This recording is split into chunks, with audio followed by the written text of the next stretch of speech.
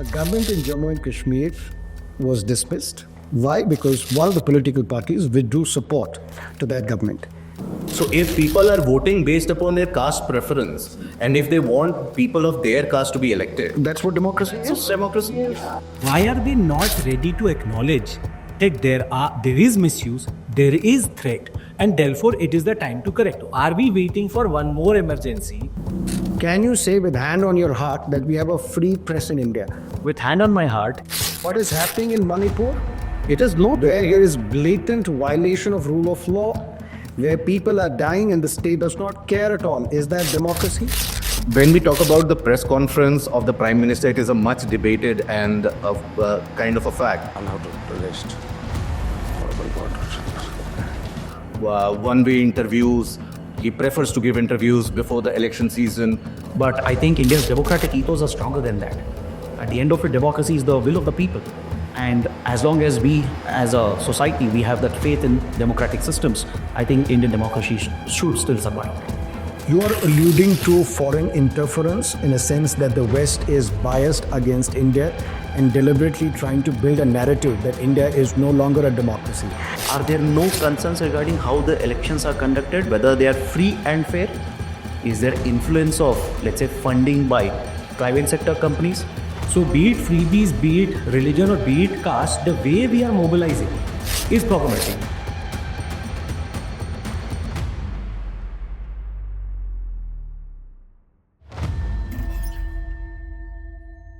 Hello, learners. On behalf of Unacademy, I wish all of you a very happy and prosperous New Year. May all your legitimate dreams come true. If your New Year resolution is to prepare for IAS, then our New Year resolution is to teach every single civil services aspirant. But to fulfill this New Year resolution, we understand we need to make our subscription more affordable. And that is why, for the first time ever in the history of Unacademy, we are offering a 60% discount on UPSC subscription plus CSE Assure, which means if you subscribe to Unacademy for 2 years and God forbid you are unable to crack this exam, Unacademy will extend your subscription by another year. So make the best use of this offer. Go to our website, select the subscription of your choice. You might see a different price being quoted on the website. But if you use IAS English as a code, you will unlock this 60% discount. Happy New Year once again. Let's crack it. Hello and welcome to Unacademy. As the world's largest democracy, India has long prided itself on its vibrant political culture, independent institutions, and commitment to the rule of law. Since gaining independence in 1947, we have witnessed 7 decades of peaceful transitions of power, free and fair elections, and a robust parliamentary system. Recent developments, however, have led many to question the nature and scope of Indian democracy. On one hand, we have some who argue that the democratic credentials of India are strong, pointing to regular elections, active civil society, increased voter participation as the signs of resilience. On the other hand, there are many who argue that Indian democracy is under threat. The allegations of the concentration of power, misuse of the central agencies, shrinking space for dissent, and compromised independent institutions have led many to question whether India is moving away from the ideals set forth in our Constitution. This debate aims to explore all these questions in depth.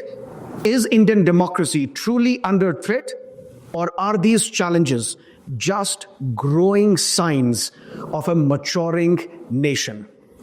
Let me open this debate by asking my individual panelists to share their opening remarks.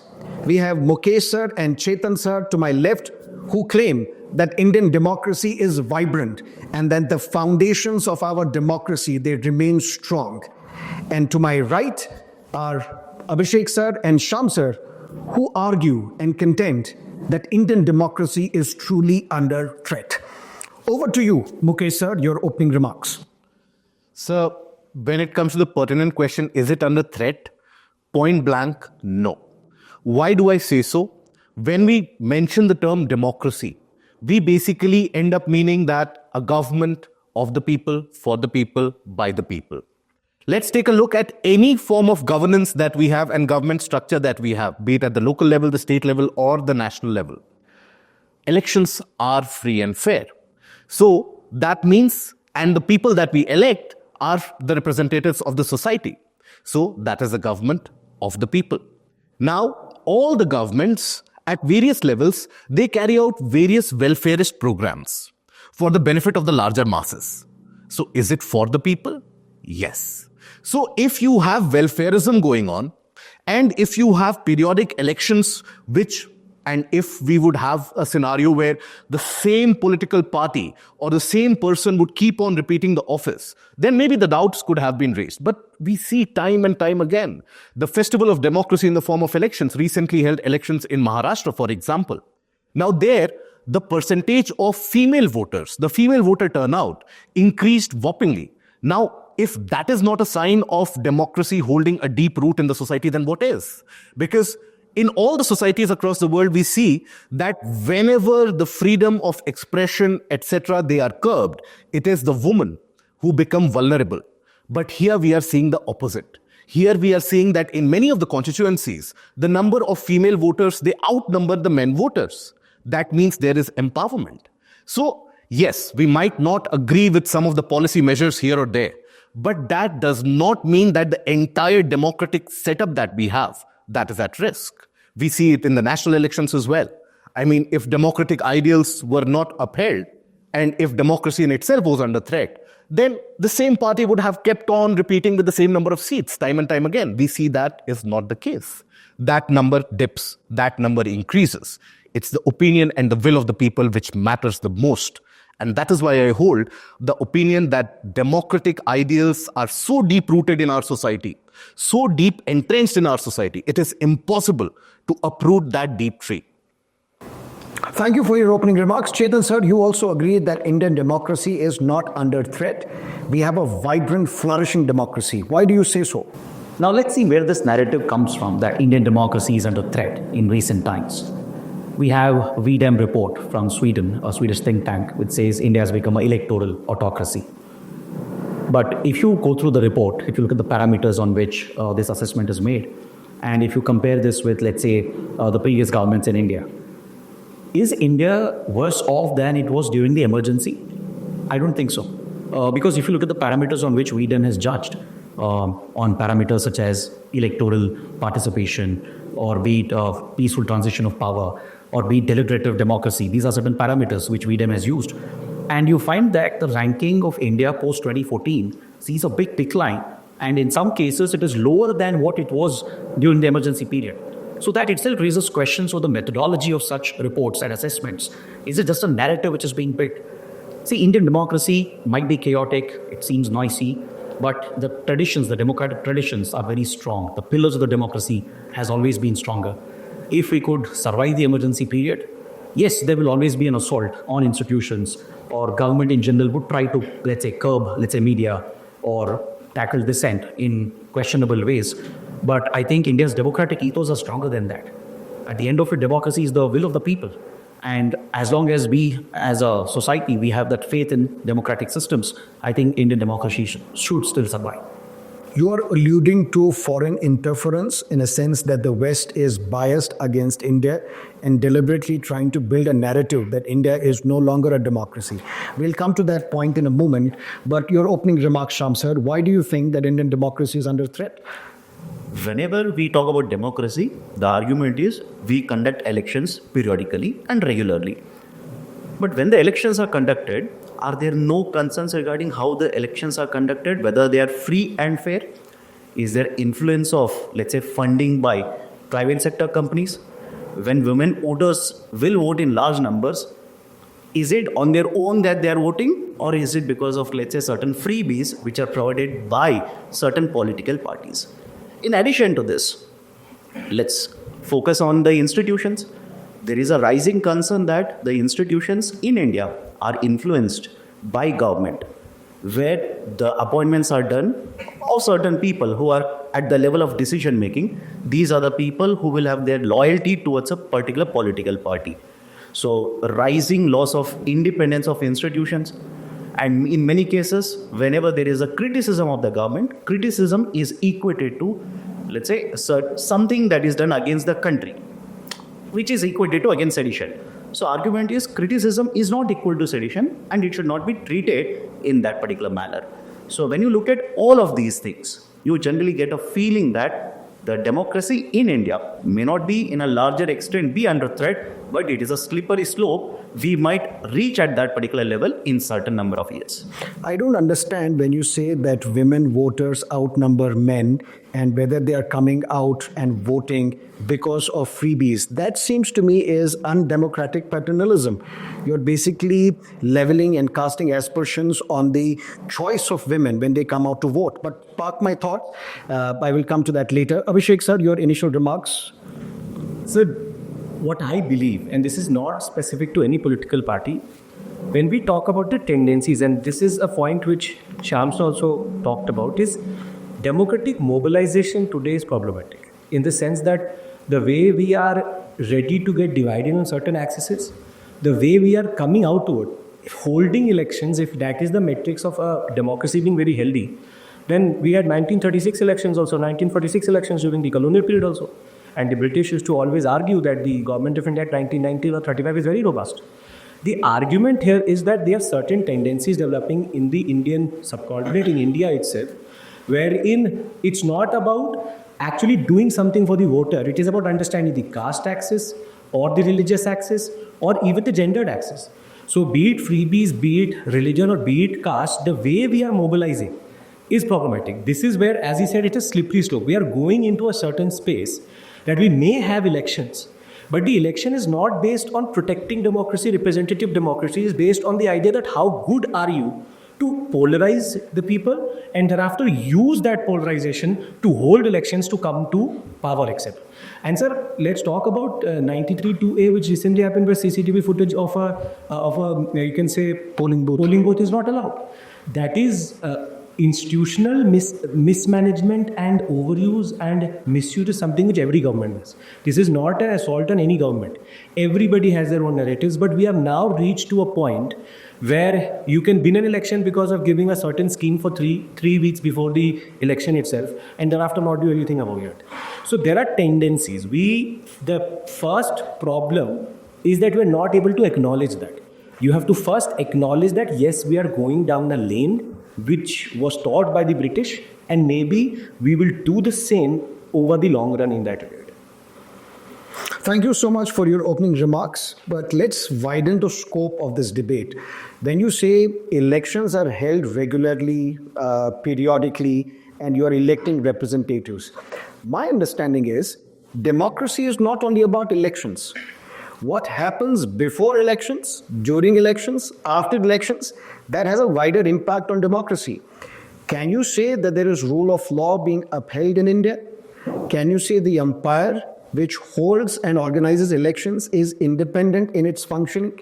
Can you say that judiciary, which is meant to be a watchdog, is doing its job properly? It is not compromised. Can you say media, which is the fourth pillar of Indian democracy, is in a position to question those who are in power? Looking at all these parameters, should you not be saying that democracy is really under threat? No. And I would like to provide a cricketing analogy here, if you will allow.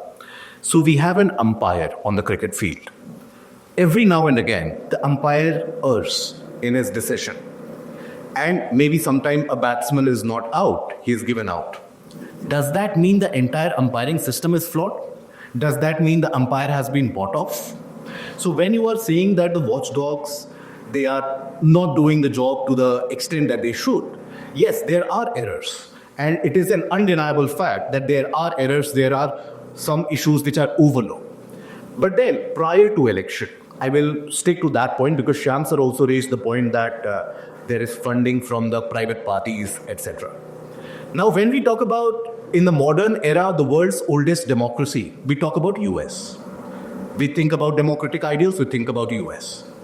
Lobbying is legal there. Private players, they openly pitch in hundreds of millions of dollars for a particular candidate. If that is democratic, then in this case, how does funding of a political party become undemocratic? But sir, now, just a point there. When you talk about, let's say, USA, where funding is allowed, it is legal, but it is transparent. Yes. What about the same application in case of India? That was still very recently. Who funded how much through electoral bonds? We did not know that. So until recently, that has basically been curbed by whom? Supreme Court? Yeah.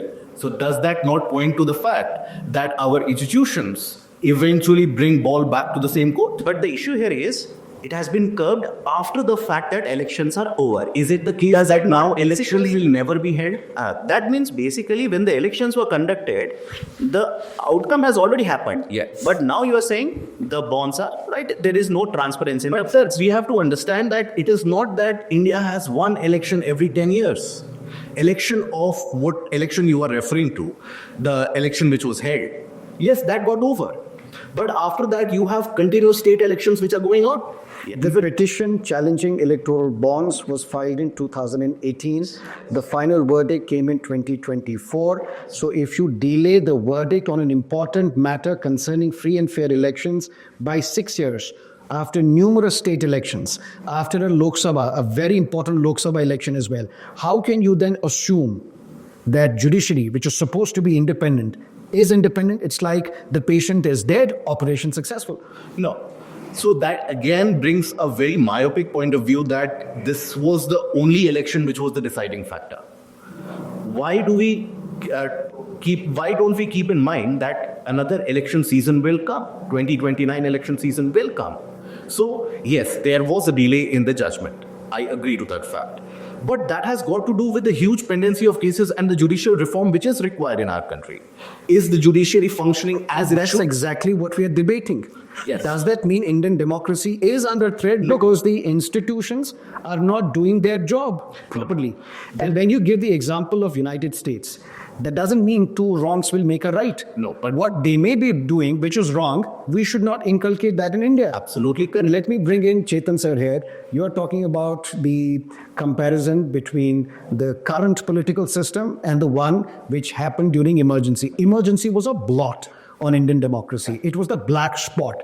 So by comparing current existing situation with the period in emergency, you are basically supporting the arguments made by the other side that democracy is under threat. No, not really. What I'm saying is this is the assessment of the outside viewers. Let's say a report like VDEM report, based on which India gets labeled as an electoral autocracy. And the report goes on to even state that India is becoming a worse off autocracy year by year. That is the assessment I have a problem with. See, democracies are fragile. It has to be taken care of. It has to be nurtured. It has to be protected. Wasn't Indian democracy ever under threat under previous governments as well? Just to build this narrative that Indian democracies are The argument is not that earlier governments are correct. Argument is whether we are in a position where our democracy is under threat right now. And it is not directed against any particular political party. There are multiple states where the same things are happening. That's why my point. Democracy is the will of the people. And if, let's say, these tendencies continue, people will throw those governments out. If Indira Gandhi's government could be thrown out. If the argument is the people who are elected, then it's a representation of will of people. Are we not simply basically ignoring the fact that a lot of times the candidates are elected based on caste? So if people are voting based upon their caste preference, and if they want people of their caste to be elected, That's what democracy is. it's democracy. In that party, and what you guys are arguing for a moment, what you guys are arguing is about the right candidate should be there or not. Isn't that the ideal that the Britishers followed, and the earlier case of Americans, what they followed, that only certain people can vote? Only if you have property, only if you are eligible, educated, only then. We adopted universal adult franchise. We trusted our citizens. If they are voting on the basis of caste, well, let them. If your argument is, I'll just a second, sir. If your argument is the one who gets the vote is the right candidate, which is a representation of will of people, then what about nota? even the person, or let's say if the note It is our democracy which provides the option of nota. Yes, correct. But if a particular candidate gets, or none of the candidate will get the highest number of votes and nota gets the highest vote, are we going to cancel the elections then? But you are talking about hypotheticals. We haven't witnessed a single election where Nota has received the highest number of votes. But I will let you park your thoughts. Let me come back to Chetan sir. Chetan sir, you are talking about something very, very important.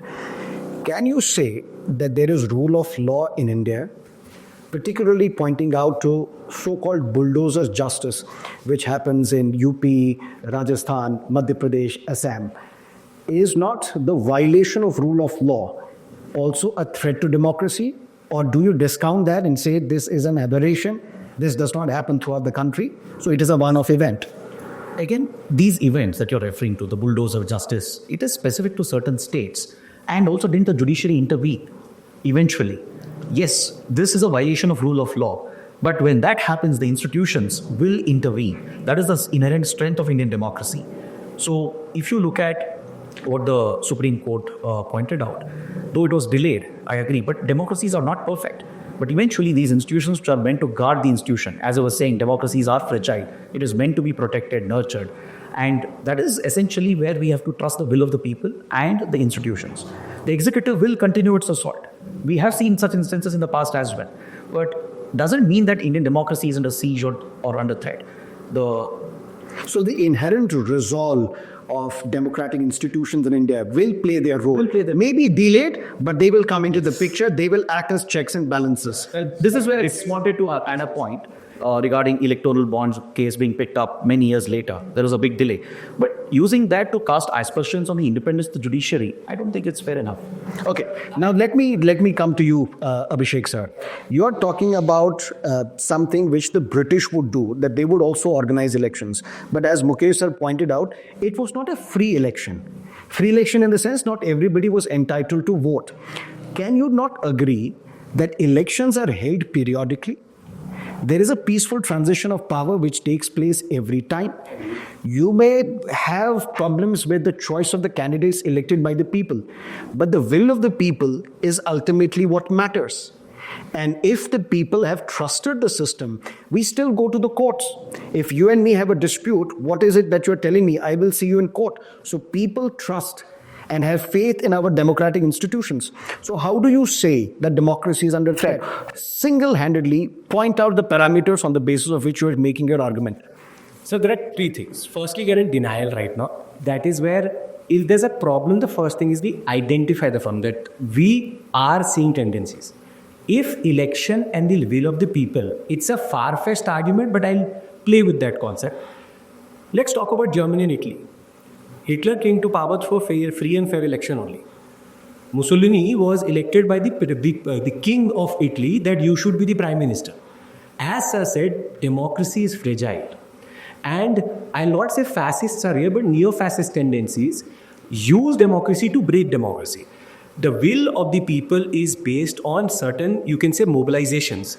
Sometimes it is not the candidate we want, but it is the mobilization in that way that you have no better option. The Nota point is quite good. We know that Nota will not do anything. Therefore, we don't give it to Nota. So rather, he said that why should I waste my vote and give it to some random person or first or second or some random party. So when you talk about the, I feel not concrete examples of how Indian democracy is threatened, is that we are not electing people according to the democratic principles of actually what is democracy? Democracy is you and me are represented via representative in the parliament or in the state assembly. That is not the case. We are using multiple metrics. There are certain formulas which are being used. The government, if it is anti this, anti that, it has been broken. There are proper majoritarian governments which have broken from Maharashtra being a very important case in that regard. First is that our mobilization is problematic. We are using too many accesses, sir, and it is very easy to say that a person voting for their own caste is true indicator of democracy in that regard. But if you actually look at the metrics which they are using hate. Hate for mobilization, be it religious, be it caste, is not the way democracy works. And I'm not saying that India is threatened today. So what you are alluding to even if there are elections which take place, even if people come out in large numbers and vote, but the polarization that you see on the grounds of religion or caste, that is not an ideal democracy. That is where we are seeing seeds of issues. So this is where the idea that you and me represent separate interests. We represent the interest of India. Our secondary identities are very important. I totally get that. But our secondary identity should not be something which supersedes our constitutional values or the fact that India can only remain a democracy if its unity and diversity is intact. But what you're basically saying is that there are candidates with criminal past contesting elections. That compromises the entire ethos of democracy. The fear is being used. You really think that with the youth mobilization which we have today, the candidates which are getting tickets, you and me don't choose who gets a ticket. If it came to us, we would have given someone else a ticket. Why is that educated? Is that model anywhere in the world? Sir, if you talk about tickets, is not there. Democracy, if the people. So the idea is that this is a social contract. We all have our own interests. We create the state because we believe that we all should have civil rights, but reasonable restrictions need to be there because you can take mine, I can take yours. Now, we believe that the people we're electing are in our best interest, as per Kantian and Rousseauian notions. But what I believe today is, and this is again not pointing to any political party itself. Now, every political party has, for example, Congress has found that, okay, religious mobilization is working, let's do that. If that is not working, let's do caste mobilization. If this is not working, we do gender-based mobilization. But sir, I think, sorry to interrupt, but I think that there is a slight confusion between democracy, what democracy means, and social harmony. We have divides in our society, and those go back hundreds, if not thousands of years. But if you use those social divides to capture political power, that is an assault on democracy. Where Your notion is, sir, democracy means elections. No, That is not never. Justice delayed is justice denied. And when you basically, I'll go back to the argument again. When Supreme Court takes up the cases with so much of delay, either let it be bulldozer or let it be even electoral bonds, don't you think when there is, yes, judgment has come, we have understood that this is illegal. But after breaking so many houses, Supreme Court has got 90,000 pending cases before it. Yes, let me question you on that. What has government got to do with judicial pendency? India is perhaps the only country in the world where judges are appointed by themselves through a collegium system, which I feel is undemocratic. But nevertheless, there is a collegium system. So who is assaulting judiciary and compromising its independence? so when you talk about, let's say, independence of judiciary, we will have to take certain, let's say, events which have taken past or in very recent days. When certain justices, when they retire, they are appointed as governors. When, let's say, the prime minister or, let's say, important ministers have talks with, let's say, or meet with justices who are taking up cases, etc. I feel that is basically interfering in the judiciary, because you need to ensure that The judges, they meet chief ministers, prime ministers in formal and informal settings. But do you doubt the independent integrity and character of the judges, that just because I am in conversation with a political executive, that would influence my judgments? it is not the question of chief justice or, let's say, justices thinking about themselves. It's a question, what is the image of the judiciary? In If I start losing the confidence in the judiciary, 1976, in habeas corpus case, infamously known as ADM Jabalpur case, Supreme Court said habeas corpus will not apply when there is emergency in place. There was a Chief Justice who wrote a congratulatory message, a letter to the then Prime Minister Indira Gandhi, welcoming her back to power. Justice Bhagwati, I'm talking about. So was Indian democracy not under threat in the 1970s, but it is under threat in 2024? so the argument here is, if it has been done in the past, let's do it again. But if we have survived as a democracy, even after that torrentious period, that means our democratic credentials are strong. But we had, correct. We had to bring in MS. It doesn't mean that what model was used earlier, we are using the same model. Did we not make changes? If we So the issue here is, Are we accepting that there is some issue with the system that is present? There will be problems in the system. No system is perfect. Yes, but where is the acceptance? That is my question. If the acceptance is there, then why the changes are happening so slowly? Right? Don't you think the changes should have happened much faster? Okay, I've got the crux of their argument. No, I will have to interrupt you here. If India is truly democratic, is free press an illusion or is it a reality? Can you say with hand on your heart that we have a free press in India? With hand on my heart, I can say that the Indian media is as diverse as possible. Look at the different newspapers, the TV channels, the digital media that we have. They do report through their respective prism of their ideology. The very fact that such a diverse media can survive, despite whatever accusations are coming, that proves that the democracy is fine. Do you agree with Chetan, sir? Absolutely, yes. There is something called doctrine of chilling effect. You get one journalist arrested for his criticism of the government.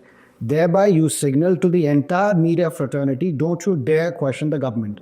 We have seen journalists getting arrested under Prevention of the Money Laundering Act, under UAPA, under various anti-terrorism laws, sending shivers down the spine, if I can use this cliche, down the journalists. Does that mean that we don't have anti-establishment journalists anywhere in the states and even the central level where this is being used? We do have. That is where journalism, it is always said, you take a look at the interviews of the various journalists, prominent ones. They say that journalism is for the brave. You cannot be cowed down. If you are cowed down, then what is the journalism principle that you are following? Yes, there have been misuse, and we have consistently talked about the fact that executive will try to push the boundary. It is the role of the Executive will try to pull the boundary down, and even then it is democratic. push the boundary. And that is where you have the role of the other institutions which come in. And that is where you will find that in various different... Which is that other institution which will come and protect? Judiciary. Judiciary. Yes. And judiciary is not hearing these cases. Judiciary is hearing the cases. But after a long delay. And when you delay a case, you are basically siding with the powerful, which is the executive. So you tell me That is what I'm saying. Chilling effect. You tell me one thing. You have a greater idea about the judiciary and how it functions. You tell me something. The judicial system has got 90,000 pending cases. A political case comes. Does that gain more importance as compared to someone, let's suppose a case which has... saying the arrest of a journalist is a political case? No, if it is filed, let's suppose a political party is involved or a government is involved in that case. Sir, I'll tell you one thing. One prominent electronic media journalist was arrested, right? The bail. The bail was denied by the local court. The bail hearing was taken up by the Supreme Court, and Supreme Court said a day of incarceration is a day too much in a democracy. Yes. That principle applies to an electronic media journalist who is in favor of the ruling political party at the center, but does not apply to somebody who is critical of the government. You tell me, where is democracy? So are you saying judiciary is not independent anymore? That's what the reports would say. That is evident. Okay. And just playing the devil's advocate here. So what we are discussing here is Indian democracy is under threat in recent times. Not recent times. Overall.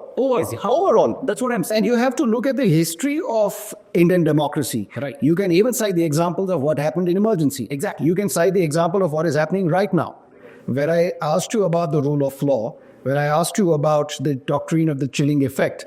Now you tell me, one of the temples of Indian democracy is the parliament. Is parliament doing its job effectively? Is it not true that bills are not being referred to the select committees? Is it not true that we don't follow pre-legislative consultation policy? Is it not true that bills are being passed through voice vote? Is it not true that even budget has been passed without a debate? Is it not true that opposition MPs are suspended? Is it not true that you're not allowed to discuss important matters of public importance inside the parliament where the government is bulldozing its own narrative? If this is not undemocratic, then what is democracy? So what you're referring to is deliberative democracy, right? Before laws are made, policies are brought out, there has to be deliberation within the parliament. Now, again, I'll take you back to the VDEM report. On the deliberative democracy parameter, VDEM rates India currently at around 0.4 on the index. this is much lower than what India's rating was on deliberative. No, we will not get into what the world powers are talking about India. So my point is, Forget about Veedham report. yeah, let's forget. Look at the empirical evidence. Was there deliberation during emergency? So you are comparing the current state with emergency. So you're basically saying that today's is the undeclared state of emergency. Not at all. Well, that is that. Not at all. If India could survive that period where there was no debate, no Which means you are saying that currently we are having problems and we will survive this period as well. No, I will. No, if there's so I read Chetan sir answer that. So the commemoration will always be under threat. There will be an assault on democracy. So you should be on this side. No, yeah. Just hear me out. Democracy will survive these periods, whether now, in the past, in the future. So you're saying democracy right now is under threat. We will survive this period as well. Yes. Yes. So you are left slow. No, but here I would like to bring in a point. You say that the budget has been passed without the discussion. Was the opposition present in the parliament at that point of time? Opposition MPs were suspended. At that point of time? Right. Is it the case that every budget session the opposition MPs have been suspended? Even if it is one instance. No. Is it not true that there are central agencies which are being misused? So there are multiple issues which you are bringing up. Let me stick to the point of parliament functioning for a brief moment. Yes. Then we will get to the central Yes, agencies. yes. So when we talk about the functioning of the parliament, it is the role of the representatives, right? The representatives have to do the job. So it can be the case that in certain cases, the opposition falters, the government falters. Does that mean the entire system is flawed? Yes. I don't think so. I'll tell you how.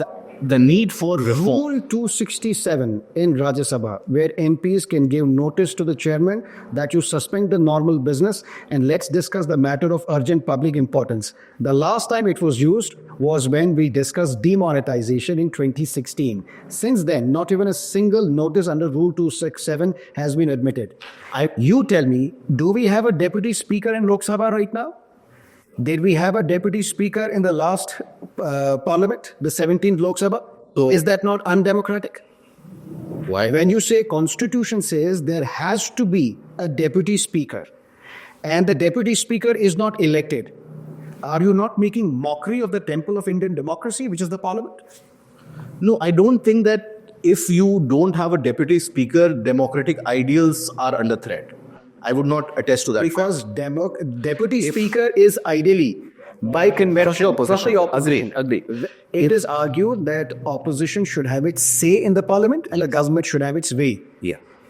Tell me one instance when the Prime Minister has addressed a press conference.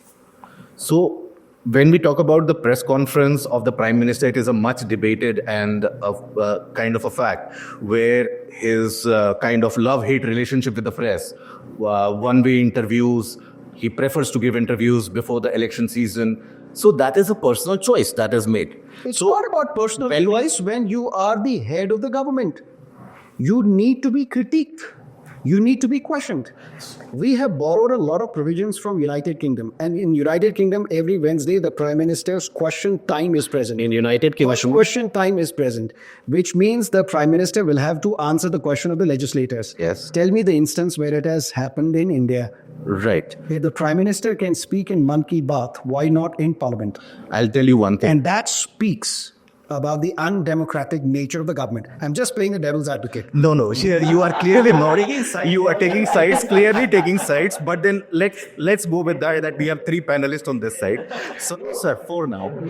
4 panelists here on this side. Let's assume that. But having said that, you gave the example of UK. The number of prime ministers who have changed in the last election which was held, is that democratic? Yes. Yes, how? Yes, that is. That's the will of the They've lost the majority. The elections have without voting. Sir, without election, it's party democracy. That is so. Isn't that populism at its worst? You have the. That is where the British papers. That is what the British papers published, that the Prime Minister in Britain is changing faster than the weather of Britain. But it's not. So, without elections. undemocratic. In fact, you can say that this is a vibrant democracy. So, only if you ask the will of the people. Forget about UK. Let's come back to India. Are bills being debated properly, thoroughly inside Parliament? Yes or no? Isn't it also? Yes or no? Yes or no? I think many of the bills are, few of them are not. Few or majority? A few of them, I would say. Okay. Were farm laws discussed in the parliament? No. Was when section, and now this is, you might say that I'm anti-present government. When section 66 capital A was introduced in the Information Technology Act, it was not debated at all, and it was the Congress government. And then this section was declared unconstitutional by the judiciary in the Shreya Singhal case. Farm laws were not debated. Section 66A was not debated. Important laws are not being debated. Let me tell you the statistics. Less than 7% of the bills are being referred to the select committee. Right. How many days parliament is functioning? It used to be 150 days in 1952. It has now come down to less than 50. Yes. So when a parliament, which is the epitome of democracy, is not functioning properly, how can you say that? I would take a larger view here. And see, democracy is not something which has to be held at a crucible of a past date. Society evolves. We as a society are So also now going... we should assume and embrace that this is how democracy will function. No parliament will not function. Won't have a deputy speaker. Bills will be rushed through. No debate, no discussion whatsoever. No. Then That is what I'm trying to get at, if you allow me to complete my point once, just for 1 minute. So, basically, a society evolves. The society goes through a churn. Society presently, you would see, not only related to the governance system or the political system, there are fissures in the society. People are turning antagonistic. That has reflected even in the political setup that we have. That is what is reflected even in the parliamentary functioning. Earlier, we could have healthy debates, and that was not shown on camera. Ever since there has been a kind of live streaming of the parliamentary debates, there is that urge to gain sensationalism, due to which there are statements passed left, right, and center. This, again, I will say, this is a phase where the society is going through a churn. So even our democratic system will have to go through the churn. We cannot have the case that we have the ideal setup of democracy today. That's it. Then again, there needs to be an evolution and the need for reform. When you say that is parliament... what is the need for reform when everything is perfect? It's not perfect. That's what I'm saying. Is our democracy perfect? No, it is not. Does it need to reform itself? Yes, it does. But is democracy under threat? That is a different question altogether. That is where I say... On the point of parliamentary debate, I have a counterpoint. Has the opposition been constructive enough? Haven't they disrupted the proceedings? So isn't that to be blamed as well, instead of just blaming the executive? No, you are... Let's say I, as the moderator, I'm not saying democracy is under threat because of the government. It can be because of the opposition as well. In 2013, when there were protests inside the parliament, Mr. Arun Jaitley said, parliamentary obstructionism is my democratic right. At that time, the Congress would beseech the BJP that please let the parliament function. And at that time, the budget was passed without a debate. A guillotine was used by the presiding officer. And now when we see similar protests by the opposition, and on the other side we have the BJP, now the Congress is saying parliamentary obstructionism is my fundamental right. But coming back to you, Abhishek sir, why do you think democracy is under threat when we have parliament still functioning? It's not that parliament has been suspended. When we have debates going on inside the parliament, for example, the recent constitution debate happened, Prime Minister spoke. Is that not democratic? So then it's about bare minimum. Where are we drawing the line? Which means that if several percent of the bills are being referred to the select committee and just the Prime Minister has one major speech, the point is, first we discuss elections. The first metric was if elections is happening fine, let's say that is democracy. Then we move the target to parliamentary deliberation. Now we are saying that, okay, constitution amendment bills we are discussing. So I think democracy is intact. The debate here is not that democracy is intact or not. It is about that do we have tendencies which threaten it today, and should we now, is it the time to actually acknowledge that now as taxpayers, our money is being wasted inside the parliament for basic political agendas and basic political debates which have nothing to do with the bill, which is very, very important. The idea is that if you're using the money... Why don't you use your democratic right to vote to overthrow the government? We are using that. Which means if the same government is coming back to power and we have in the parliament same set of MPs, which means you may be dissatisfied with the democracy, but your dissatisfaction is not shared by the larger public. Sir, it is not about governments. It is about the state. See, what the idea is that there is scope for misuse. Or are you saying that EVMs are hacked? No, that is a bad loser analogy. That is, see, the EC has problems. What are the problems that EC has? The MCC has now become, the Model Code of Conduct has become a little bit open.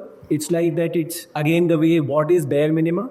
It is also. So you want to strengthen Model Code of Conduct? MCC. I would believe that Model Code of Conduct is unnecessary. You are basically telling a political party or the candidate that you should not say something which will win you the election. Sir, but that is the whole point. Knowing that what India is, the fact that we have issues related to caste discrimination, we have issues related to violence before elections, we have. Where did you see violence before elections in the recent past? It is a voter influence. I'm not saying violence before elections. There have been no violence. There has been peaceful transition of. I saw one of the. One of the police stations was burnt. Where? I think in. It used to happen a lot in Bihar, for example. There were allegations of booth capturing. And this is where I have problems with the opposition. When they lose, they blame the EVMs. EVMs are perfect in India.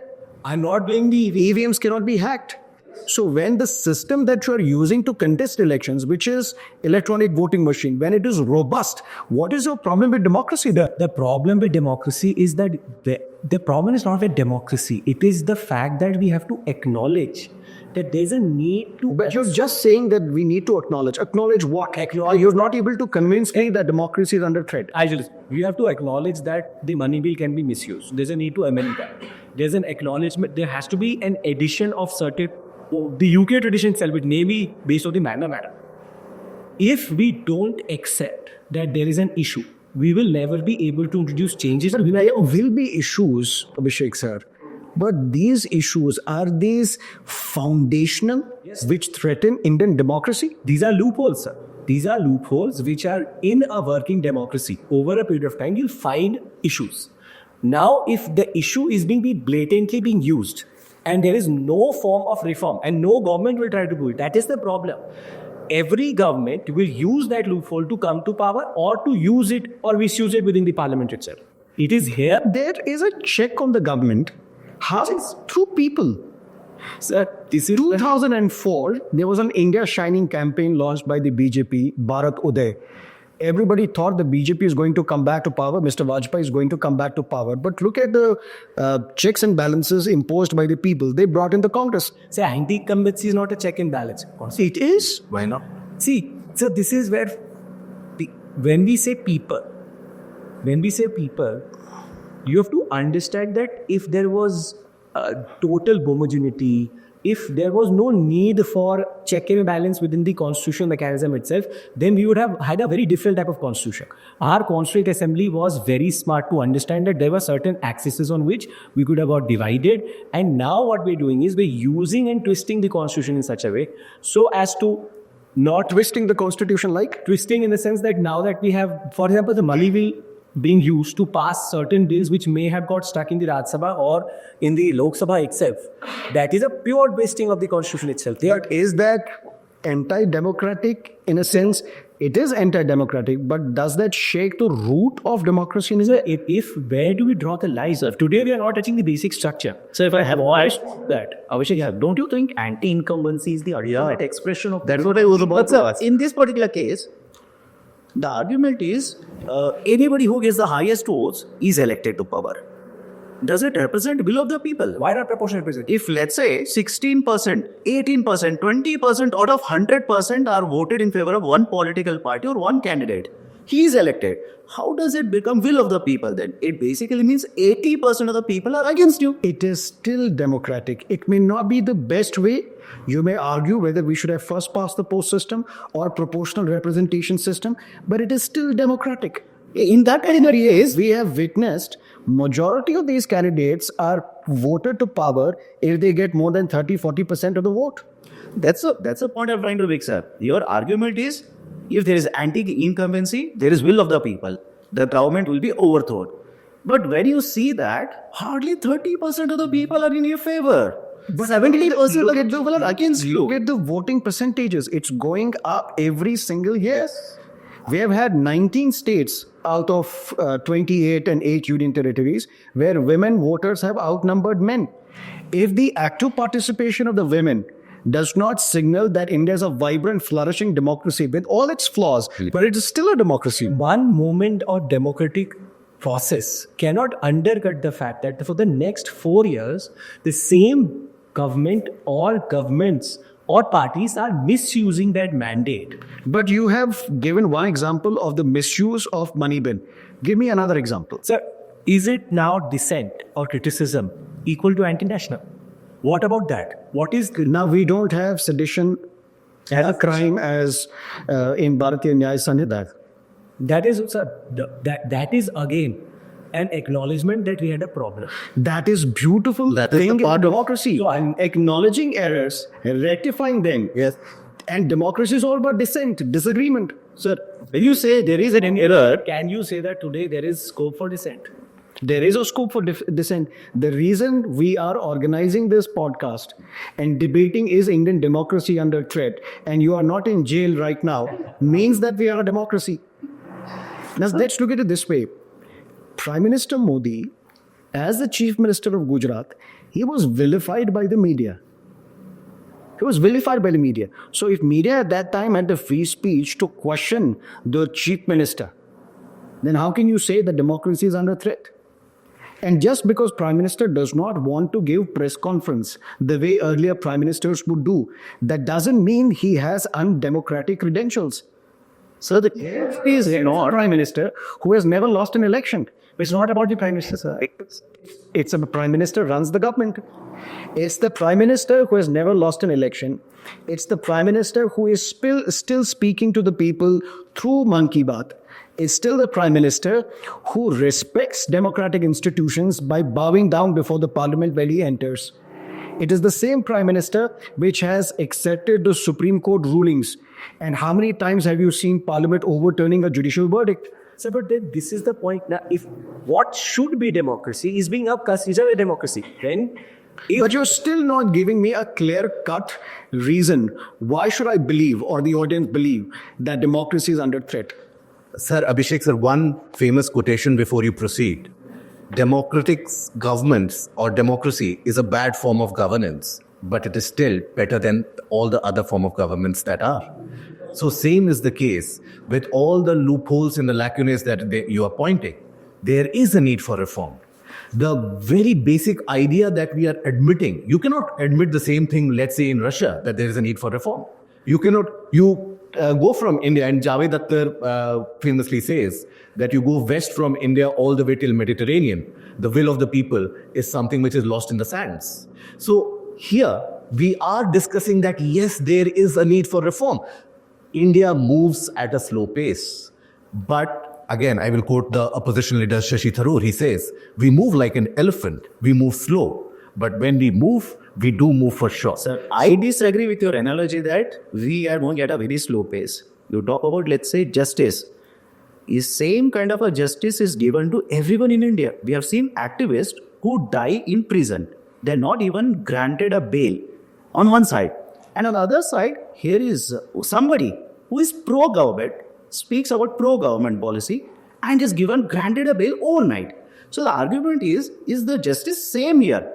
Are we moving in the same pace, giving justice to everyone? Not the misuse. I would simply argue that if you're pro-government, you get quick justice. Okay. And if you're anti-government, you might simply die. No, I would argue it is more of the economic heft that and importance that an individual has. And that is the sad state that many of the judicial systems across the world, they face. And that is basically not if you are pro or anti. So what Mukesh sir is basically saying, that particular gentleman had economic power. That's what, yes, that was, yeah, so That is reflecting bad on another institution called the Judiciary. But let me question you now on this. Sir, we have governors appointed by the center in states. Do we have problem vis-a-vis governor and the chief minister in West Bengal, in Kerala, Tamil Nadu. in Telangana? Yes. Right? So an individual appointed by the center in a state and then bulldozing the bills passed by the elected legislative assembly, how is it democratic? That is where the Constitution provides the provision for that. That if, let's suppose, the governor does not accept a bill or does not pass the bill, and if the state government and the legislature again passes the bill, so after a reasonable consideration, the bill has to be passed. It's being 14 bills passed by Kerala Legislative Assembly, not signed by the governor. Right. A text of the governor's speech prepared by the Tamil Nadu cabinet, not read by the governor. Yes. Is that democratic? No, that is, yes, it is democratic. In the sense, what I'm trying to get at here is, I understand. I understand your point. This fence. No, I understand your point. What I'm trying to get at here is that there are multiple point of conflicts which are there in our governmental setup. Pointing towards the undemocratic nature of Indian system. It would have been undemocratic if, let's suppose, the governor tomorrow dismisses the state government. Which has happened. Which has happened previously in the past. Is it happening today? It is not. Remember the era when every other state government would be dismissed. So your argument is, sir, if it has happened in the past and if it is not happening, No. We are getting better by the day. How many state governments do you recall? I'll tell you. A government in Jammu and Kashmir was dismissed. Why? Because one of the political parties withdrew support to that government. Now there are 3 other political parties which decide to come together to form the government. And they ask the governor of that state for a meeting. The governor is not responding. They send a fax. The governor says, because of the holiday, I did not receive the fax and now I have dissolved the legislative assembly. Is this democratic? No. This is something which should not happen in a democratic setup. That is where I come back to the point. This is not democracy. No, this is not democratic ideal. So there are flaws. Bifurcating a state which had a special status into 2 union territories, is that democratic? Jammu Kashmir, when you are getting at the angle of Jammu Kashmir, I would say that Jammu Kashmir is a different case altogether. Why? So the democratic principle should not apply there? It should. It should definitely. And whenever it is flouted, it is a blot on our democracy. But does that mean that democracy in the entire country is under threat? No. There are flaws. If it is in threat in one area of the country, that's okay. No, it is not okay. What is happening in Manipur? It is not where there is blatant violation of rule of law, where people are dying and the state does not care at all. Is that democracy? No. I would say here... Now you're agreeing with me that democracy is under siege. I'm not saying democracy is under siege. What I'm trying to get at is democracy in our country faces various different flaws in different parts. But is democracy under threat? The answer is still no. If this is not threat, what would you say would be a threat to democracy if that happens? Democracy for me, if let's suppose tomorrow I turn out to vote and... You're not allowed to vote. I'm not allowed. Do you not hear stories that thousands and lakhs of voters overnight are deleted from the electoral rolls? Example of this. Is that the case that supporters of a political party are eliminated? Do you discount the use of algorithm, the use of big data into this narrative that the state gets to know your political preference, right or wrong? The state gets to know what you buy. The state gets to know what you eat, who you sleep with, everything. And through this algorithm, if the state gets to know that from this particular part of the constituency, there are voters who may vote against me, deliberately trying to delete their names from the electoral rolls, that for you would be undemocratic. Thank you. Democracy is under threat. Thank you. So thank you for bringing that point. Basically, what you are arguing is that state has overarching power. State has got to know your opinions, your choices, etc. By that logic, no government ever should be voted out. Why is it that we see very popular governments who have gained an overwhelming, maybe 2/3 majority in one election, immediately next election, they get voted out? And this is a trend that you will find varying from one state to another. There are states where every 5 years, the government changes. Do you think that the government of the day does not have the idea of and the algorithms? We are living in the era of AI. algorithms are available. We are okay to provide that data to Facebook and Meta. But if the government, let's suppose, we say that the government has that data, that is the reluctance that people also have, that why should I give my data for Aadhaar, etc. I'm not going to go into that debate. But basically, the same data is available with all the political parties.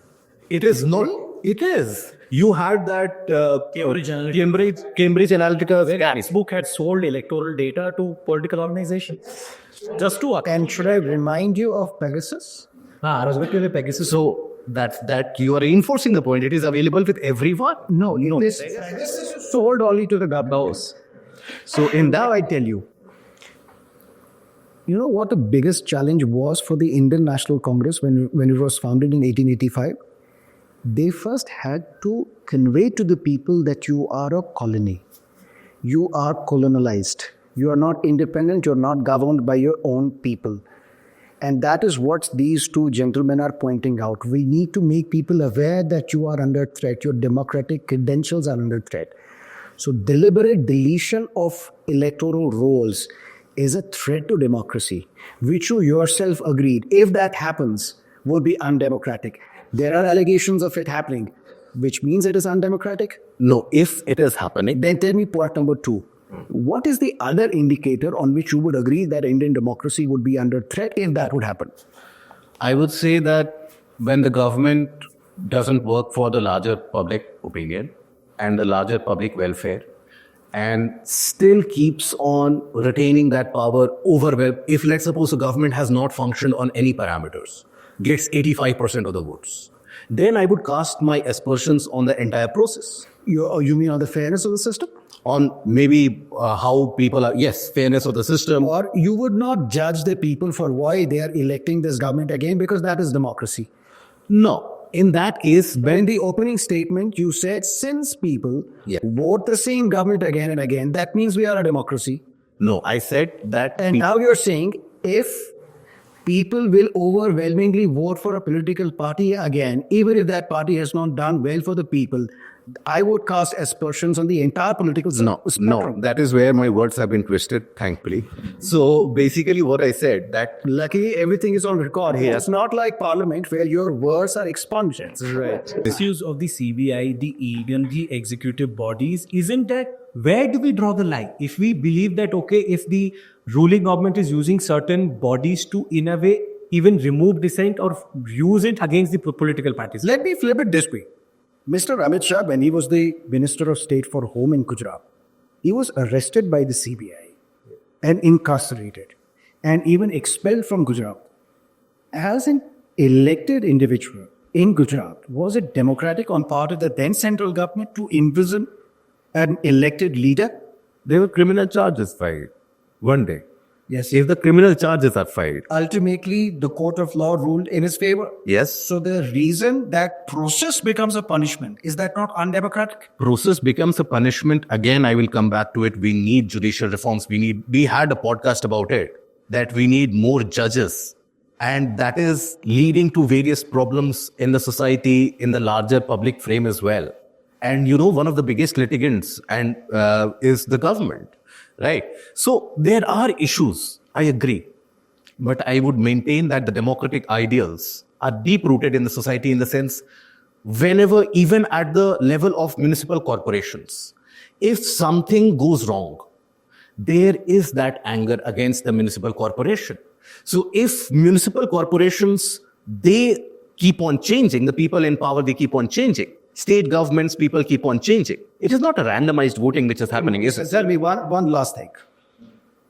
Political parties receiving donations from corporates, Yes. right? So is it the corporates deciding who forms the government or the people?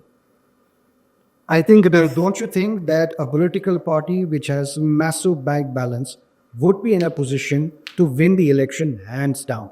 It is the money power and muscle power that dictates whether the government comes back to power or not, whether a political party comes back to power. It is no longer about the will of the people. So I have a nuanced view about it. One is that, is the electoral funding process transparent in our country? The answer is no. That needs to be changed. That needs to be reformed. Second, when you say that political parties in power, they receive an overwhelming amount of funding. Again, why are they booted out of office then? Isn't the case that the previous government in office at that point of time had all the corporations pooling money at that point of time? Maybe they did not misuse to the level that the current government is misusing. That is why the current government got elected for the third term. Then why is it that the current political party, the BJP, for example, why does it lose state elections after state elections? Maybe just to give a sense that everything is democratic. So if they They will have to lose something for the larger interest. which larger interest? The larger interest of capturing the state, capturing the national power. And buying, selling of MLAs like goods, is that democracy? No. Do we not see horse trading? Yes, we do. Do we not see money being exchanged? Yes, we do. Do we not see toppling of the state governments on the back of the money power? Back of the money power, how? Selling. If you could please elaborate on this, where? Madhya Pradesh government collapsed because MLAs shifted allegiance and moved to the other political party. But isn't that a constitutional provision that we have, that if the, let's suppose, if 2/3 of the MLAs, they decide to shift? That's where the problem is. That is not a constitutional provision. No, and I was trying to get at anti-defection, but in that case, No, in the case, coming back to that, buying, selling of MLAs, MPs like goods, is that democracy? no, that is not good. That is not. You are agreeing to at least 5 of my points, which I can remember, where you have accepted that democracy is under threat because of these. No. What? Yeah, can I come in here? Let Mukesh sir respond one last here for time. We will have concluding remarks from all the panelists, and I would argue, do we have flaws? Yes. are the flaws so wide, deep, that it shakes the root and cause of democracy in India? That's the question I'm asking. I don't think so, sir. Despite me providing overwhelming evidence, contrary to your section. No, I would not go as far as saying that the entire roots of democracy are under threat. There is a need for reform. Yes. There is need for the institutions, for example, to take up cases, as he has pointed out, more in an expeditious manner. Yes. So we need reforms on multiple fronts. It is not that one problem will be solved in an isolate. It has a cascading effect. And that is why we have to understand that the democratic ideals, it is the last person that you have to understand and think about. Okay, Chekan sir, majoritarianism and democracy, are these oxymoron or they complement each other? If you look at majoritarian tendencies, right, it does pose a threat to especially minority rights. But eventually, democracy, in a way, favors majoritarianism. I'm not saying on religious lines or ethnic lines, but majority support for a certain party to come to power, certain leader to come to power. That is the true will of the people. That is the true expression of the will of the people. So if you look at rising majoritarian tendencies, let's say, which is the concern right now, does it threaten the very foundation of democracy? Maybe it does somewhere. But if you look at India as a society, the diverseness that we have, I think majoritarian tendencies will be arrested again by the will of the people. I think that is where the true beauty of democracy lies. Now, since you were Passing of laws which mandate religion as a qualification to get citizenship, is that respecting the democratic ethos of India? But is it the Citizenship Amendment Act specific to 3 countries where there is religious persecution? Then why is this term religious persecution not mentioned in the law? But that is one of the criteria. That is not a criteria at all. That is one. The law does not talk about religious persecution. Then what is the basis for the Citizenship Amendment If Act? there are migrants who have come from Pakistan, Afghanistan, Bangladesh, on or before 31st December 2014, if you belong to 6 religious minorities of these 3 countries, you will get citizenship. Nowhere in the law is it mentioned that you were religiously persecuted. But wasn't that the very ground of the Then you should citizenship? have mentioned that in the law. The very reason that you do not specifically mention this makes religion as a ground for getting citizenship. Is that democratic? No. I think you have to understand the logic and the reason behind the bringing of this law. See, the 3 countries which have been addressed, there the persecution, the tendencies which have happened against the minority. The population of the minorities have drastically reduced. Have you heard of Rohingyas of Myanmar? Is Myanmar not a neighboring country? Yes. Have you heard about the Tibetans? right? And we have special provisions for the Tibetans. Why not for India? If you know the government policy, the government provides scholarship to the Tibetans and the refugees. What about Rohingyas? The Rohingyas, their problem, why it is more nuanced is because we don't have any of the states, any of the regions which are ready to take in migrants right now. Please understand that if we would have been a very developed country, we would have a greater scope to bring in migrants. We don't. Sadly, we don't. Maybe we'll reach there 50 years down the line. As of now, our own capacity is not there in order to provide jobs to everyone, in order to provide meaningful education to everyone. Allow They will selectively choose migrants. No, that is where the persecution which comes in. That persecution, United Nations says the most persecuted minority are the Rohingyas. okay. You teach international relations, am I right or wrong? You're right. But does it mean India should take the burden of No, I don't say. I'm just playing a devil's advocate. this question? Exactly. So if Citizenship Amendment Act, I wouldn't see that as undemocratic. If there is a specific need to address minority rights in our neighborhood, and if the government brings out a law, how is it undemocratic? When you selectively choose the neighboring countries which you want to provide benefits for. Then it's like comparing apples and oranges. Comparing Rohingyas in Myanmar with minorities in, let's say, Afghanistan. That's apples and oranges. It's not the same context. It's not the same circumstances. Sir, in this case, I will agree with Chetan, sir. It's not undemocratic. You're simply talking about something else, trying to connect it to something else. The government has its own interest. And when you try to basically make a policy to protect interest of certain community, you are not basically making a policy against another community.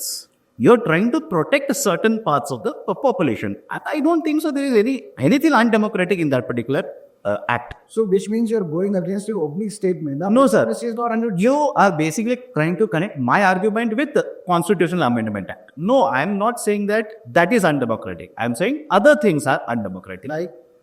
Whatever you have said in the last one act, I'm saying, with those papers, I'll 100% agree with you. Let's say independence of judiciary, or let's say elections that are being conducted, there are certain concerns there. What are the concerns because the elections are coming? For example, in the upcoming elections of Delhi, there is already a concern which has been raised by a particular political party that in certain region, the voters have been removed from the list without any argument, without any rationalization. If that is done, The identical party few years ago said that EVMs are hacked. And when the political party was asked, come and demonstrate that EVMs are hacked, they did not attend. okay, Is that political party said, one of my representatives was contesting the election, but the number of votes received in his favor was 0. He said, I voted for myself, where is my vote? in that case, He did not vote for himself. sir, in that case, you're basically arguing that if they're wrong in 3 things, they'll be wrong in the 4th thing. I am saying that is not the case. See, allegations. These allegations have to be substantiated with proof. If which the same political party is unable to furnish right Yes. now. In that Anybody can cast aspersions on the electoral Yes. process, but you have to back it up with facts. Okay. What are the facts? In that case, in the recently conducted state legislative assembly elections, for a certain duration in the evening, there was a sudden surge in the voting. That was not seen anywhere else. Any argument in favor of that? Yes. Okay. I came back after a day's work, or the sun has settled down. This is the right time in the evening to cast my vote. In that case, that should have been replicated in all the, let's say, voting booths. Or it should have happened in all the states because people work in all the states. People go out of the home after the sunset in all the states. So why specifically in that particular state? That is a question for which, by the way, the Election Commission of India has not given any kind of argument. As if I'll tell you the reason. How is this data captured? What is the polypecific? You need to understand that this data comes from the presiding officer. Yes. To the district, and they're collated at the district level. Yes. There will be a discrepancy because there are some polling booths which are at the hilly areas as well. Sometimes because of lack of internet. And by the way, sir, you're talking about Maharashtra. You're not talking about a northeastern state. That has happened earlier in the northeastern states. Is Maharashtra? That could have happened. There is internet connectivity. When you say remote areas, what will be the percentage of population of voters there? You're talking about a very populated state, by the way. And what is this number? What is the surge that you're seeing? That percentage, I don't have the data right now. That perspective is minuscule. Okay, in that case, if that is true, it would have happened in all the states. That is my argument. It should have happened in all the states. Why specifically in a particular state, only in these particular booths, this is happening? If this will have happened in all the states, you would have pointed out that this is undemocratic. No, sir. Then I would have simply said, okay, I'll take your own argument. People have come from the office, they have gone to vote after the office. I would have argued in favor of that. Apart from this, sir, what is the other issue with democracy? Let's say the freedom of press. Chetan sir was talking about, let's say, the media houses. I have a concern regarding that because certain media houses, let's be very blunt here, you require money, you require capital, you require backing up rich people in order to run the media right now. So the concern here is certain rich people are owning the media houses, and these rich people, there are certain allegations, nothing is done against that, and these media houses do not take any kind of a, conduct any program which is critical of the government. Then I'm led to believe that, okay, these people... Which media are you talking about? The electronic media? Yes, sir, electronic media. People do not watch electronic media nowadays. They go through YouTube. And have you heard of news portals such as News Minute, Is Laundry, The Wire, The Scroll? All these are considered to be highly critical of the government. Yes. And you don't see their journalists and their owners and publishers getting arrested. Okay. So there is a space for those who may be viewed as pro-government, but there is also a space for those who are highly critical of the government. So your argument is nobody watches TV news. Everybody watches YouTube. Not everybody, you can say. Let's say majority of the population. In that case, my argument will be the same TV news channels which are telecast live are there on the same YouTube. In that case, same population might be watching the same idea or let's say same program, which is not aggressive behavior here. Yeah. We are getting into the fact that is there a space for all set of diverse opinions across the spectrum? There is. If there is a space, There was only one set of media present in India which would only give the narrative of the government. Then I would have said that this is undemocratic. that your argument is equality. I am arguing in favor of equity. You're simply saying space is available. I am saying space is available doesn't mean everybody's voice is respected or given importance in this. What would be the solution to make it democratic? So in that particular case, we will have to educate the voters. And when you say, let's say the same space is given, why is that more and more cases are filed against, let's say, independent journalists who are critical of the government? And this is not just in case of the central government, even in case of state governments, this has been seen. So the argument here is, Mr. Ravish Kumar is still outside the jail. yes, Sister Sudan Vardarajan is still not in the prison. yes, in the See, there are diverse voices in the media. yes, Pranay Boy has started his decoder. yes. So what is the issue? But you will have to agree, sir, when you talk about Mr. Pranay Roy, you will have to agree that the way the company was acquired by, let's say, a private sector company and the, let's say, allegation. That got to do with democracy. I don't know. Sir, when you, the whole idea for democracy that you people talk about is, let's say, functioning in the parliament, right? And let's say elections. But I would argue that it's a very narrower viewpoint to look at only, let's say, a wider view. Wider view is, let's say, do we have the right to raise our voice, be critical of the government without any fear? I feel that today, compared to our situation, You are teaching daily newspaper and Yes, for a long time now. yes, You read the Hindu newspaper, say critical on the government. yes, It is flourishing. yes, it is So so. is it not anti-government worse? So for every, you know, The articles in the Indian Express critical of it. yes, Hindustan Times is considered closer to an opposition political party. Yeah. If that can flourish, then what is your problem? So again, I'll go back to the same point, sir. You are arguing that if these are present, everything is fine. My argument is just because something is fine doesn't mean there is nothing wrong somewhere else. You're not For every journalist that you talk about who is critical of the government, who is, let's say, How many journalists are in jail right now? I don't have the exact data, sir. Is that a But- large number or a small number? Small number. But even one journalist, if it is targeted, is it not concerned? That is my point. Concerning here, If let's say, salt on democracy that we don't have democracy anymore. so my argument is, sir, you are basically saying that if these are the things which are correct, nothing is wrong with democracy. I would simply say it's a subjective matter. For example, when you are riding or let's say driving a car, how much is a very high speed for you? may not be the same as for me. I might simply feel 80 kilometer per hour is a very high. It's very dangerous. You might simply say, no, 80 is fine. 100 kilometer per hour is very dangerous. So my argument is very simple.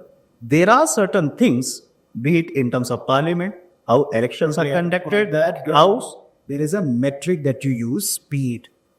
That's what I'm asking. What is the metric that you are using to say that democracy is under threat? like you said, sir, what is the productivity of parliament? What is the participation of, let's say, other political members when the discussions or, let's say, debates are taking place?